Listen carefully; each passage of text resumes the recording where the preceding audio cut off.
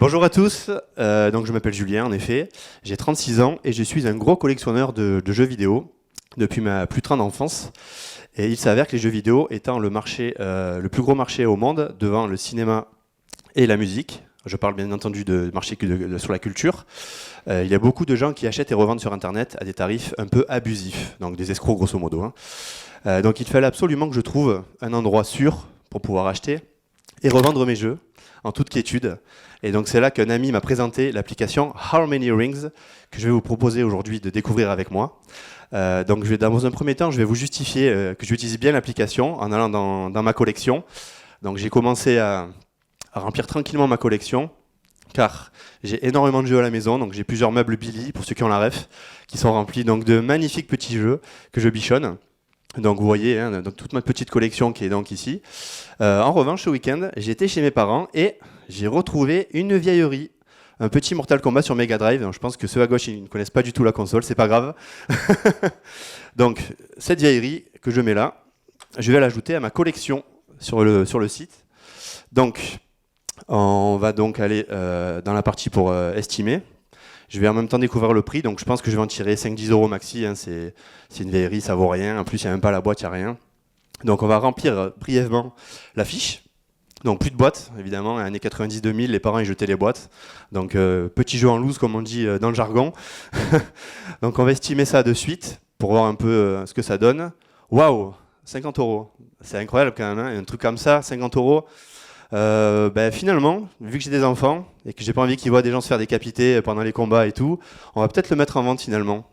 Donc après, comme je suis un type sympa et que j'ai pas envie d'arnaquer qui que ce soit, je vais mettre 45 euros parce que bon, c'est quand même nickel, mais bon, il y a pas la boîte quoi, hein, c'est pas terrible.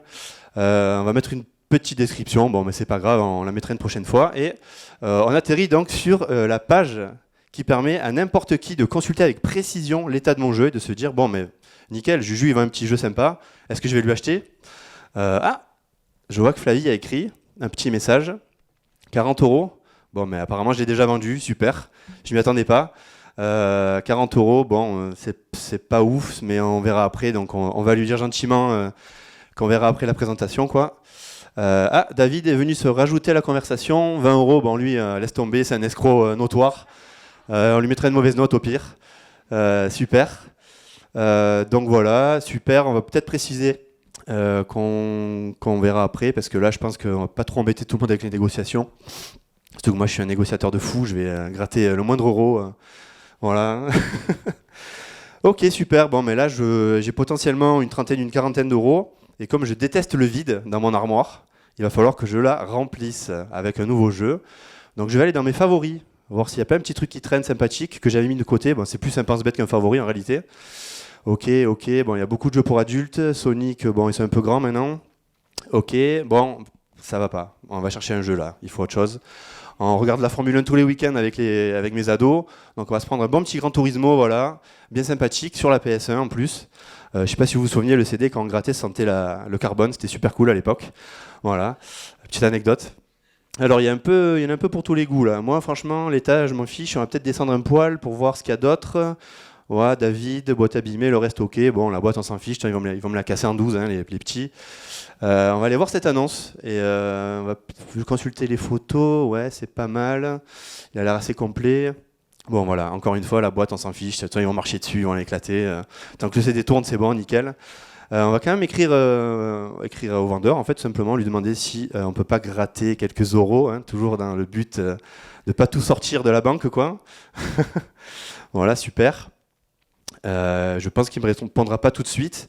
Donc, bon, on verra ça plus tard également, je vais pas vous ennuyer avec ça. Donc, comme vous avez pu le constater, on peut très facilement donc, faire une bibliothèque de jeux, la constituer, choisir si on vend son jeu ou non. On peut aller voir des annonces aussi, et tout ça dans un cadre en fait vachement contrôlé, puisque le site propose des prix, donc on peut pas vraiment se faire arnaquer. On a toujours une estimation disponible sous la main pour voir le tarif, quoi, le barème du jeu. Donc cette application s'appelle How Many Rings, je le répète.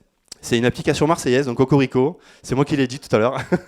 Cocorico, donc c'est marseillais. C'est 3 futurs développeurs exceptionnels en devenir qui l'ont développé.